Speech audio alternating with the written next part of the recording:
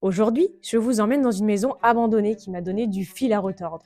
Elle est située en bordure de route, avec des voitures qui passent sans arrêt. À chaque instant, j'ai eu peur qu'on nous voie ou que quelqu'un arrive. Je m'attendais à découvrir une maison vide, peut-être complètement vandalisée. Mais dès les premières secondes, je comprends que cet endroit est très différent de tout ce que j'ai exploré jusqu'à présent. Du coup, on a réussi à rentrer dans la maison. La première pièce, je ne vais pas trop y rester parce que on est bien visible sur la route. Waouh, la salle de bain! Attendez, mais je vais vous la montrer, c'est trop cool. Regardez-moi ça. La première pièce est déjà une surprise. La salle de bain est presque intacte. Le marbre noir est encore magnifique, comme si le temps avait épargné cette pièce. Magnifique, hein? Puis j'ouvre un placard. À l'intérieur, plusieurs parfums sont encore soigneusement rangés. C'est étrange.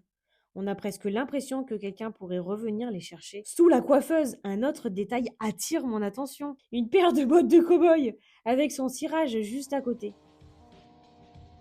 Petit à petit, le propriétaire commence à prendre vie à travers les objets qu'il a laissés derrière lui. Et des toiles d'araignée dans les toilettes. En montant les escaliers, je m'attends enfin à avoir des traces de dégradation. Et pourtant, le premier étage est lui aussi incroyablement bien conservé. Il y a encore tout, franchement, waouh. Oh, bah regardez, il n'y a pas d'évier dans la cuisine, il est là. Il est dans le placard. Avec encore tout à l'intérieur. Regarde, l'évier est dans le placard. Puis il y a un squeak, choc à pic. Ah oui. C'est ce que t'avais dans les paquets de céréales. Oui. Puis je tombe sur un premier indice. Une date. Impossible de savoir ce qu'elle signifie. Mais elle pourrait être importante. Juste à côté se trouve un réveil, complètement arrêté. Est-ce qu'il s'est figé le jour où la maison a été abandonnée? Probablement pas. Mais il renforce cette étrange impression que le temps s'est arrêté ici. Ah bah il y en a là aussi, des cailloux. Wow, mais franchement... Un sèche-cheveux, le placard. Oh, il y a un flipper. C'est là où il y a des jeux pour enfants, donc potentiellement un enfant là aussi ici. Et regardez ce qu'on a remarqué. La hotte. C'est une hotte, rien d'anormal. En fait, c'est juste un cube. Il n'y a rien dedans. C'est une hotte vide, quoi. C'est un cube avec une aération.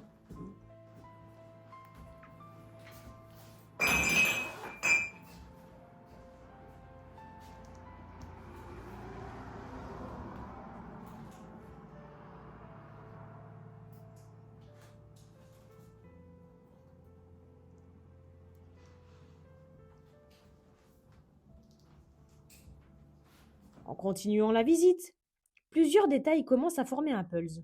Des pierres et des minéraux soigneusement conservés. Des jouets d'enfants, des croix absolument partout et une décoration qui semble appartenir à une autre époque. À ce stade, j'essaye déjà d'imaginer qui pouvait vivre ici. Mais chaque découverte soulève une nouvelle question.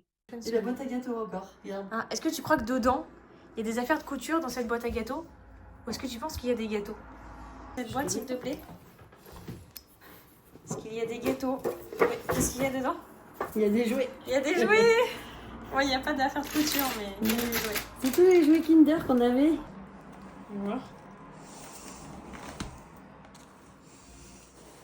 Waouh, toutes les photos.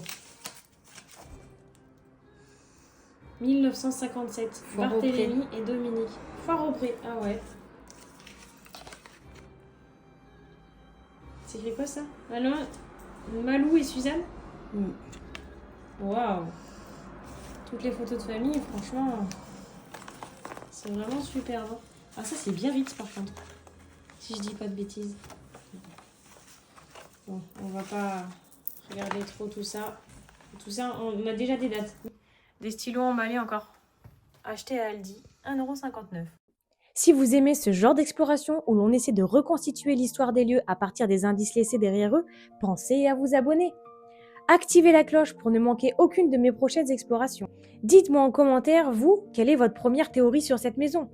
Parce que la suite va encore nous réserver quelques surprises. Une croix là aussi. Donc ça devait vraiment être des personnes très croyantes parce qu'il y a vraiment des croix partout. Franchement, c'est superbe.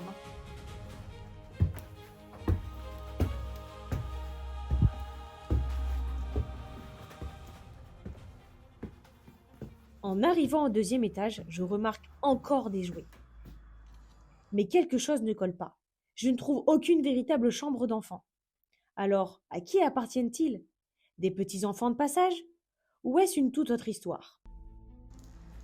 Bien visible. Qu'il devait avoir une télé et qu'il n'y a plus de télé. Parce que regarde, il y a l'ombre, la poussière, je veux dire, de la télé. Et il n'y a pas de télé. Il y a encore des cailloux. Passionné de cailloux, évidemment. Puis, j'ouvre une porte. Et là, je découvre probablement la plus belle pièce de toute cette maison. Franchement, cette pièce est magnifique, je l'aime beaucoup. Moi, je suis passionnée de vieilles choses, on va dire. Et les croix, tout ça, les vierges, j'adore. Et là, il y en a partout. Il y a vraiment des croix partout dans cette maison. Des vieux tableaux.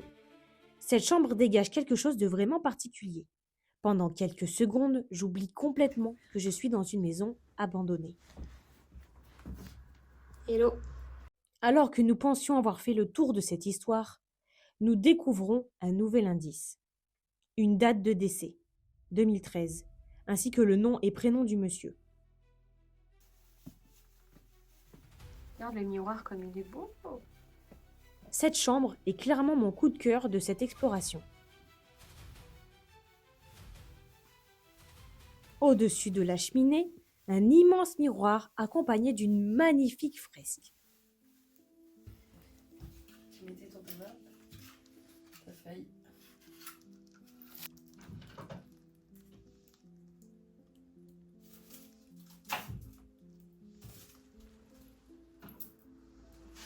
Une grande croix domine le lit.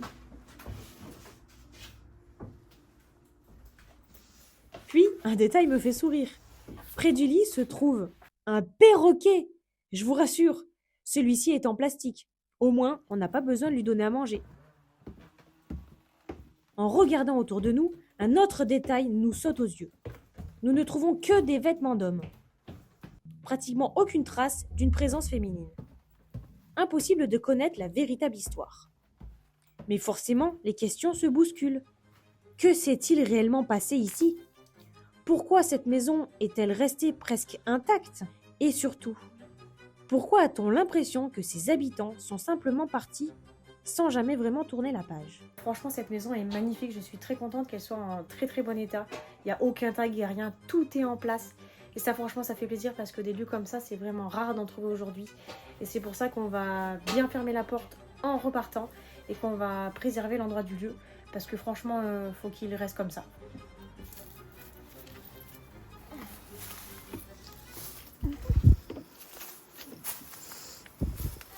J'ai exploré beaucoup de lieux abandonnés. Certains mettent mal à l'aise dès les premiers instants. Mais ici, c'est tout l'inverse. Cette maison dégage une atmosphère incroyablement paisible. Comme si elle refusait d'oublier ceux qui y ont vécu. Et c'est probablement ce qui rend cette exploration si particulière. Parce qu'au fond, les plus grands mystères ne sont pas toujours ceux qui font peur. Ce sont parfois ceux qui nous laissent sans réponse. Fin d'explo, ça t'a plu? Oui, très belle, il y a tout. Il y a Intact. tout. Franchement, Intact, ça fait plaisir de voir franchement, des maisons comme ça. C'est hyper rare d'en voir, donc on va préserver le lieu, on va bien fermer la porte. Et puis à bientôt pour de nouvelles aventures. Bisous! À bientôt.